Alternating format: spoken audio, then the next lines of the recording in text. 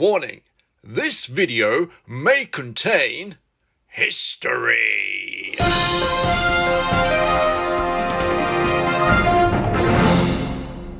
This is yesterday's news, the main headlines.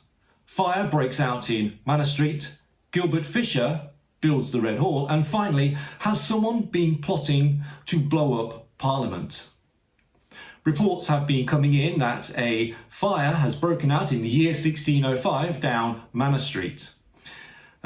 There's reports also stating from the History Archive that it was a most lamentable fire and on the 23rd of August.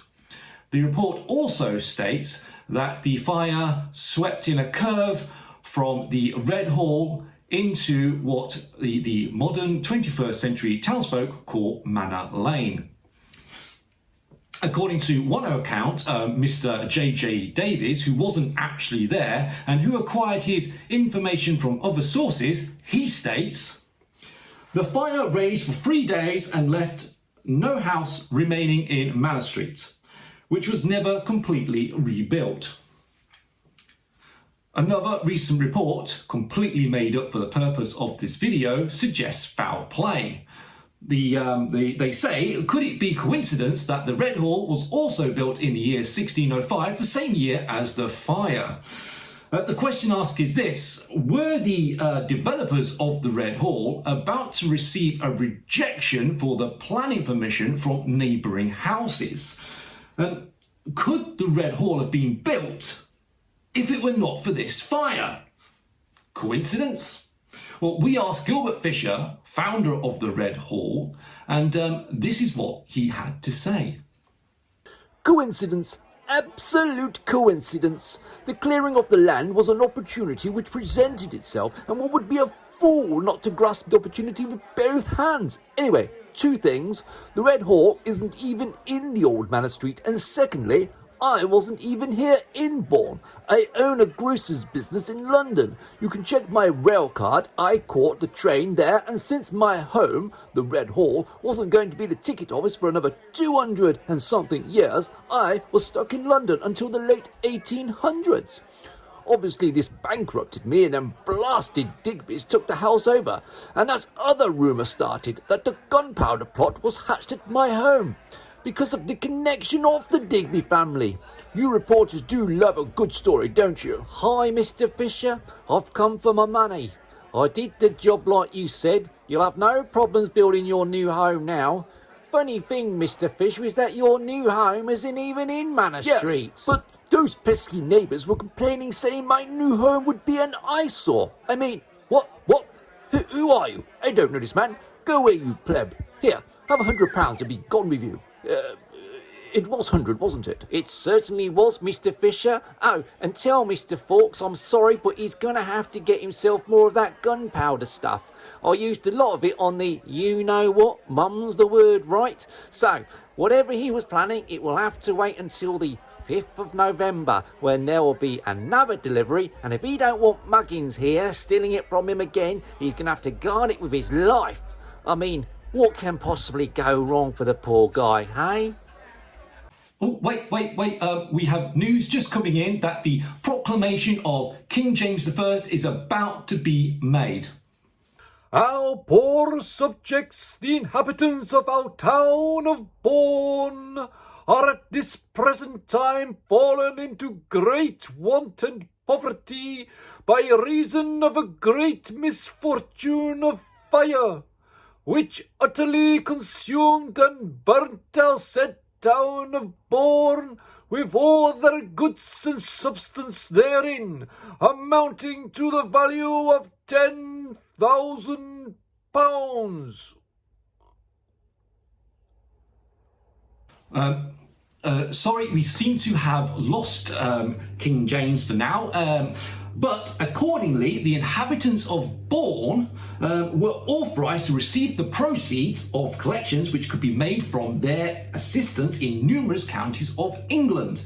The amount raised is unfortunately unknown. So let's have a quick word with the insurance companies. What? We don't have to pay out, not a dime or a dollar? The rest of the country is going to pay up for the damage? Make a note of that, boys. Make a note of that, boys. Don't pay out if we don't have to. In fact, we need to start a new department whose job is to ensure we never really have to pay out. Well, hardly ever anyway. Long live the king. Yeah, whatever. Who's that? Is that Mr. Guy Fawkes again, grumbling about the monarchy? Sack him, throw him out. Has he gone? Yes, sir, we have thrown that good-for-nothing man out on his ear. Good. We don't need his sort here now, do we? And to show our gratitude to King James I for saving us tons of money, we'll offer him a good premium on his insurance to that Parliament place. We'll even throw in a random security check for free. What days can we do? 3rd of November? Great! No, wait, 3rd of November? Can't do. 5th of November? Perfect. I've got a good feeling about this. We have a few witnesses at the scene and we're going to go over to them now to find out a little bit more about the fire. Well, yeah, I was awoken by screaming and yelling and I was like, what's going on? And then Mrs. was like, can't you smell that? And I was like, smell what? And she's like, the horrible stench, can't you smell it? And I was like, woman, because I don't really know my wife's name. We live with chickens, cows and pigs. We don't wash very often ourselves and we have a fire in the middle of our home. What exactly am I supposed to be smelling? And she was like, oh yeah, forgot about that. She turned over and went back to sleep. Bless her. I do love her, you know. She makes great potage. Anyways, we woke up the next morning and there was people running all over the place. Apparently, the whole street burnt down while we slept. The missus woke me up and gave me a good slap around the back of my head and said, told you I could smell something burning, Harold. So, you haven't really got anything to tell us about the fire and what you saw?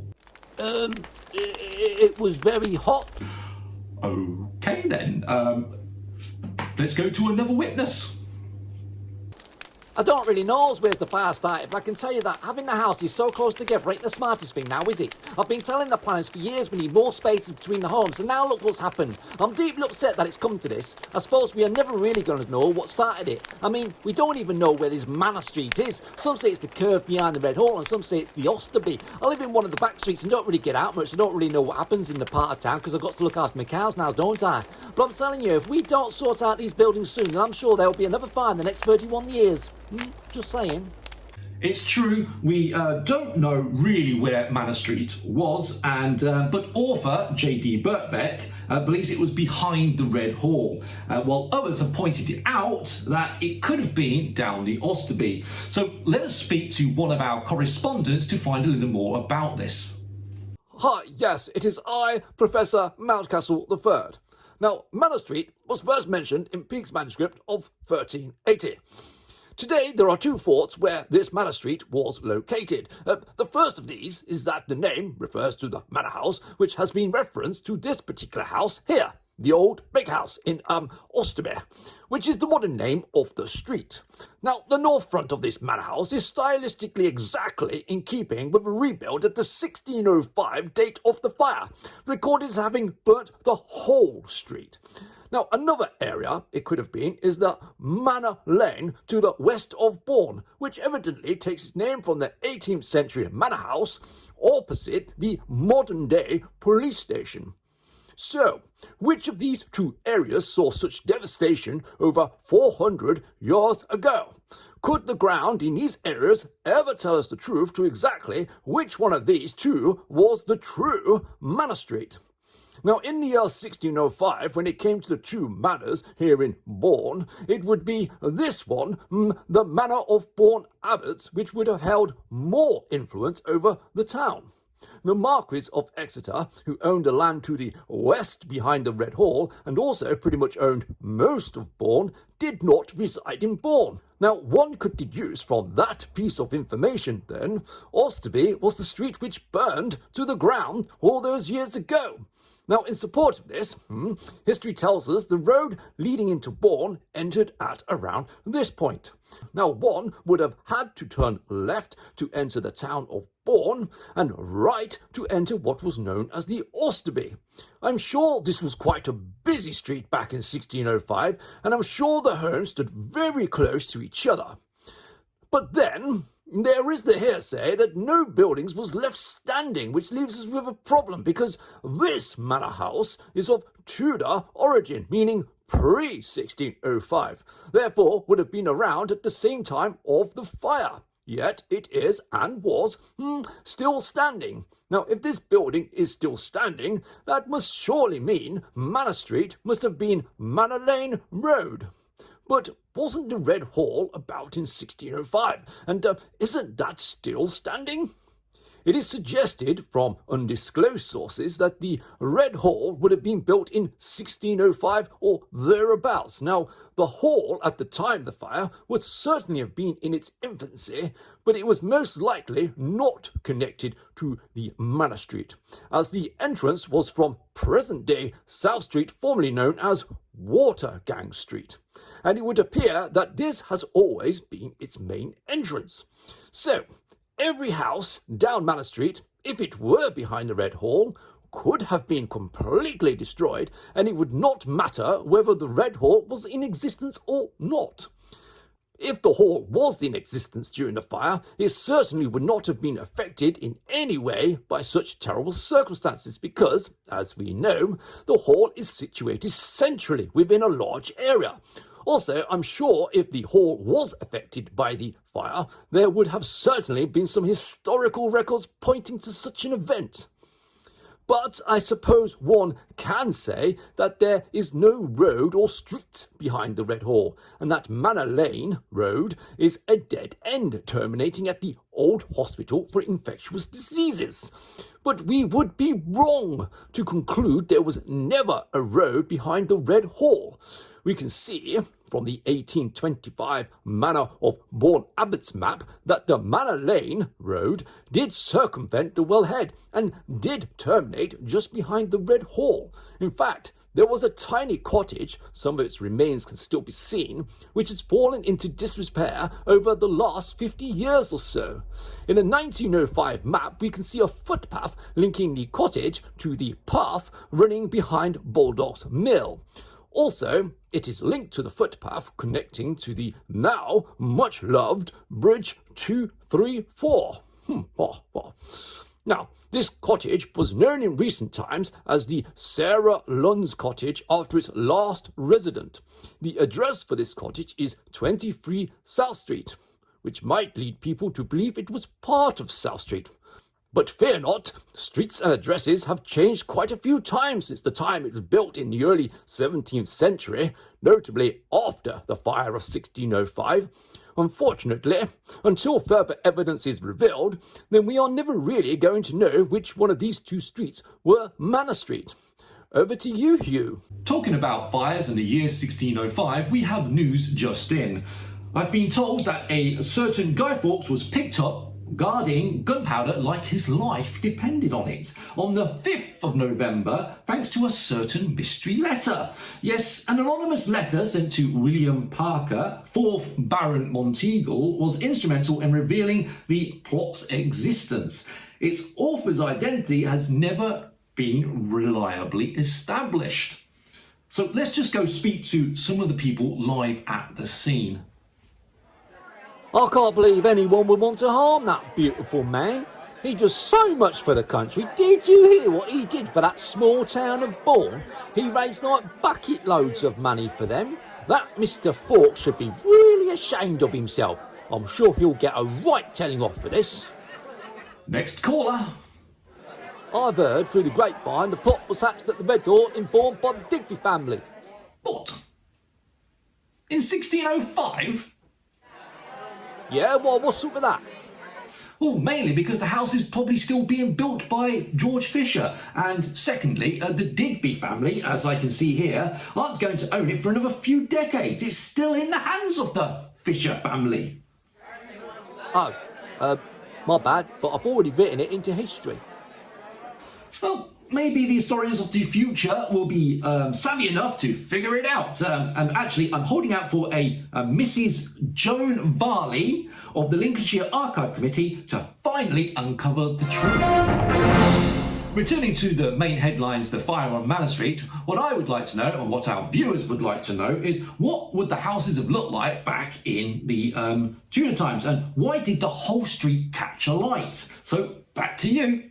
Thank you there. It is I, Professor Edward Mountcastle III, with this report. And, well, may I tell you that a poor Tudor house would have a hole in the wall for a window. And sometimes they would have a wooden shutters to keep them warm. They had to sleep on straw beds or a mattress filled with straw and had small blankets to keep them warm. They would only have one room where the whole family had to live, and they had one box to put all their belongings in. Their houses were made out of straw and many other things, including dung, pooey, and mud. The houses were very, very simple. A fire in the middle of the house is where all the people would cook. They would have a couple of pots and pans. The furniture was normally a small wooden table and a little stall that they had made themselves. Now, they would have a wooden bowl and spoon to eat with. The floor below them was not floor, it was the earth. Outrageous. With these ingredients of wood and straw, it's very easy to see how a fire could take hold and devastate a whole street. Don't you think? Well, I do. Back to you at the studio. In other news, Harold, King of the Saxons, has been killed. His men have said he was distracted by a marvellous sight in the sky. He had thought it was the comet everyone had been banging on about, but it had in fact been an arrow. The castle industry has invented a new device, and it's called a drawbridge. They say if they receive uninvited guests who are up to no good, they say that they can draw up the bridge so they can't get into the castle. So we talked to a drawbridge operator to find out exactly how this invention works. Well, you got this watcher, right, who watches, and when he sees someone acting a little suspicious coming to the castle from, like, miles away, he signals to me to start winding the bridge with my windlass. He has to give me fair warning because it takes quite a while to get it all the way up. But anyways, right, you just pull up the drawbridge and they can't get in. It's brilliant. We then fire down at them with arrows and axes and all other means of nasty looking objects. I really like my job. I would even go as far as to say it's quite satisfying. I think I could do with one of those drawbridges myself. It'd probably keep the in-laws out. Well, that's all we have for the news today. Now it's over to the weather, where you are.